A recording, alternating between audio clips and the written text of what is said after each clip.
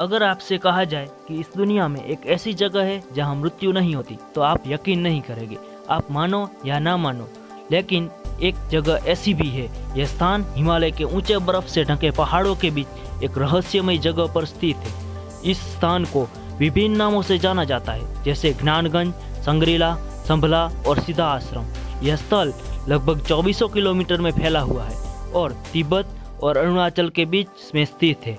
ऐसा माना जाता है कि इस ज्ञानगंज मठ केवल सिद्ध महात्माओं का स्थान है, जिनको जन्म और पुनर्जन्म के चक्र से मुक्त किया जाता है, जिनकी मृत्यु ही नहीं होती है। यहाँ तक कि महान ग्रंथ रामायण और महाभारत में भी इसका उल्लेख सिद्धा आश्रम के रूप में किया गया है। हमारे धर्म में कलयुग में अवतार लेने वाले भगवान विष्णु के 10वें अवतार कल्कि में भी ज्ञानगंज का उल्लेख किया गया है। ऐसा माना जाता है कि कर्ण के भावी गुरु ज्ञानगंज में ही रहे और सदियों से भगवान कल्कि के अवतार में उनका इंतजार कर रहे हैं। यहाँ तक यह भी कहा जाता है कि महाभारत के बाद 5 पांडव अपने अंतिम दिनों में इस स्थान पर आए थे। इस जगह पर पहुंचने का रास्ता हिंदू धर्म के कई धर्म ग्रंथों में दिखाया गया है, लेकिन आज तक कोई भी इसे हल नहीं कर पाया है। यह स्थान तिब्बत के लोगों के बीच भी बहुत प्रसिद्ध है।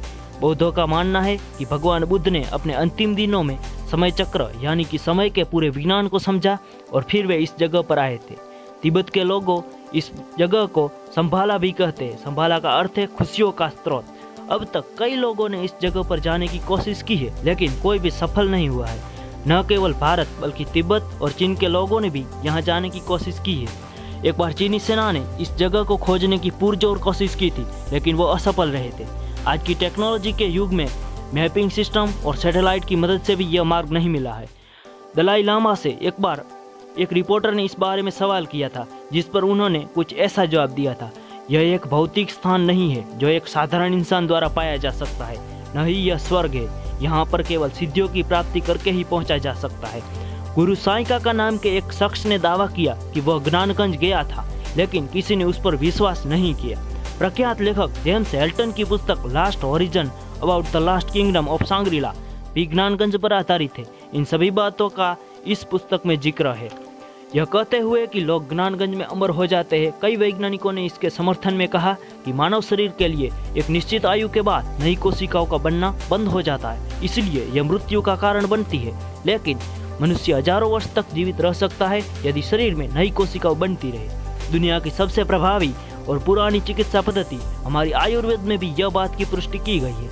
यह माना जाता है कि ज्ञानगंज में रहने वाले लोग योग विद्या से अनंत काल तक शरीर को स्वस्थ रखकर जी सकते हैं। भले ही यह सब केवल हिंदू धर्म या 2 अन्य धर्म में उल्लेखित है, लेकिन यह ज्ञानगंज समग्र मानव जाति के लिए है। ऐसी मान्यता है कि जो व्यक्ति ज्ञानगंज जाने के लिए योग्य बन सकता है वह वहां प्रवेश ले सकता है, फिर चाहे वह किसी भी धर्म या देश का हो।